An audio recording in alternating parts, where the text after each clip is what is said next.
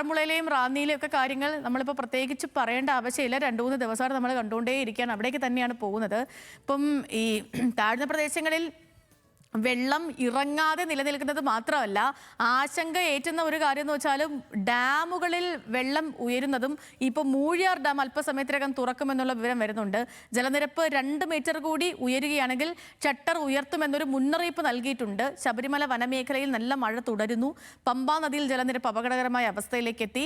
ഇപ്പോൾ സ്ഥിതിഗതികളൊക്കെ വിലയിരുത്താനായി റവന്യൂ മന്ത്രി പത്തനംതിട്ടയിലേക്ക് പുറപ്പെട്ടിട്ടുമുണ്ട്. ശ്രീരാജ് വിവരങ്ങളുമായി പത്തനംതിട്ടയിൽ നിന്ന് ചേരുന്നു. ശ്രീരാജ്, നമ്മൾ മറ്റ് ജില്ലകളിലെ കാര്യം പറയുമ്പോഴത്തേനും അതിൽ നിന്നും കുറച്ചധികം സിവിയറാണ് പത്തനംതിട്ടയിലെ കാര്യം. പ്രത്യേകിച്ച് ആറന്മുളയിലും റാന്നിയിലും ഒക്കെ താഴ്ന്ന പ്രദേശങ്ങൾ ഇപ്പോഴും വെള്ളത്തിനടിയിൽ തന്നെ തുടരുന്നു. ഡാമുകൾ തുറക്കുമെന്ന മുന്നറിയിപ്പ് നൽകിയിരിക്കുന്നു. വെള്ളം താഴാത്ത അവസ്ഥയുണ്ട്. മന്ത്രി കൂടി ഇപ്പം അവിടേക്ക് അല്പസമയത്തിനകം എത്തിച്ചേരുമെന്ന് മനസ്സിലാക്കുകയാണ്. എന്താ ശ്രീരാജ്, ഇപ്പം ലേറ്റസ്റ്റ് അപ്ഡേറ്റ് എന്താണ്?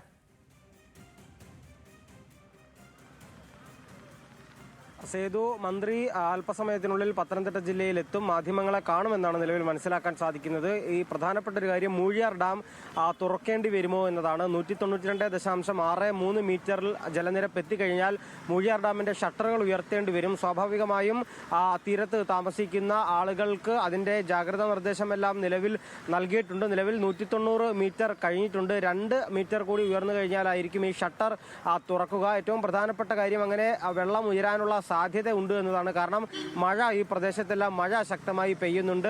പത്തനംതിട്ട ജില്ലയുടെ കിഴക്കൻ മേഖലയിൽ, റാന്നി, കോന്നി അടക്കമുള്ള കിഴക്കൻ മേഖലയിൽ എല്ലാം തന്നെ മഴ ശക്തമായി പെയ്യുന്നത് ഈ ജലനിരപ്പ് ഉയരാനുള്ള സാധ്യതയാണ് കാണുന്നത്. ഈ ഡാം തുറന്ന്, ഷട്ടർ തുറന്നു കഴിഞ്ഞാൽ വെള്ളം കയറാൻ സാധ്യതയുള്ള ഇടങ്ങളിൽ നിന്നും ആളുകളെ മാറ്റി പാർപ്പിക്കുന്ന നടപടികൾ എല്ലാം അതിന്റെ അവസാന ഘട്ടത്തിലാണ്. അല്ലെങ്കിൽ ആളുകളെല്ലാം തന്നെ അവിടെ നിന്ന് മാറ്റി പാർപ്പിച്ചിട്ടുണ്ടെന്ന് പറയാൻ സാധിക്കും. ഈ റാന്നി അടക്കമുള്ള പ്രദേശങ്ങളിൽ ഇത്തരത്തിൽ വെള്ളം ഇനിയും കയറാനുള്ള സാധ്യതയുണ്ട്. കഴിഞ്ഞ ദിവസങ്ങളിൽ റാന്നിയിൽ ടൗണിൽ നിന്നടക്കം വെള്ളം ഇറങ്ങിയെങ്കിൽ പോലും ഇനിയും അവിടെ ഒരു വെള്ളപ്പൊക്ക സാധ്യതയുണ്ട്. കാരണം ഈ ഡാം തുറന്നു വിടുകയാണെങ്കിൽ, ഷട്ടറുകൾ ഉയർത്തുകയാണെങ്കിൽ ഇത്തരത്തിൽ വെള്ളം, ജലനിരപ്പ് നദികളിൽ ഉയരും. സ്വാഭാവികമായും ടൗണിലേക്ക് കടക്കാനും സാധ്യതയുണ്ട്. മറ്റൊരു പ്രധാന പ്രശ്നം, റാന്നിയിലെ പോലെ തന്നെ ആറന്മുളയിലും വെള്ളപ്പൊക്ക ഭീതി ഇതുവരെയും ഒഴിഞ്ഞിട്ടില്ല. ആറന്മുളയിൽ എനിക്ക് തോന്നുന്നു ഇപ്പോൾ റാന്നിയിലുള്ളതിനേക്കാൾ വെള്ളപ്പൊക്ക ഭീതിയിലുള്ളത് ആറന്മുളയാണ്. കാരണം റാന്നിയിൽ നിന്നും ഒഴുകിയെത്തുന്ന വെള്ളം ആറന്മുളയിലേക്കാണ് എത്തുക. റാന്നിയിൽ ഷട്ടർ തുറന്നു വിട്ട് കൂടുതൽ വെള്ളം കയറി കഴിയുമ്പോൾ അത് സ്വാഭാവികമായും ഒഴുകിയെത്തുക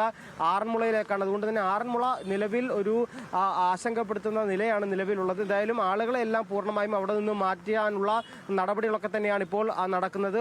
വള്ളങ്ങളടക്കം എത്തിച്ച് ഒറ്റപ്പെട്ട് കിടക്കുന്ന വീടുകളുള്ള ആളുകളെ അവിടെ നിന്ന് മാറ്റുന്നു. കഴിഞ്ഞ ദിവസങ്ങളിൽ തന്നെ ഈ ആളുകളെ പൂർണ്ണമായും അവിടെ നിന്നും മാറ്റാനുള്ള നടപടികൾ ചെയ്തിരുന്നു. അതുപോലെ തന്നെ ചില ആളുകൾ, ഈ രക്ഷാപ്രവർത്തകർ പറയുന്ന നിർദ്ദേശങ്ങൾ പാലിക്കപ്പെടാതെ ഇരിക്കുന്നുണ്ട്. അവർ വീടുകളിൽ തന്നെ തുടരുന്ന ഒരു സ്ഥിതിയുണ്ട്. അവരെ കൂടി ഈ ക്യാമ്പുകളിലേക്ക് അടക്കം മാറ്റാനുള്ള നടപടിക്രമങ്ങളാണ് നിലവിൽ തീരുമാനിച്ചിട്ടുള്ളത്.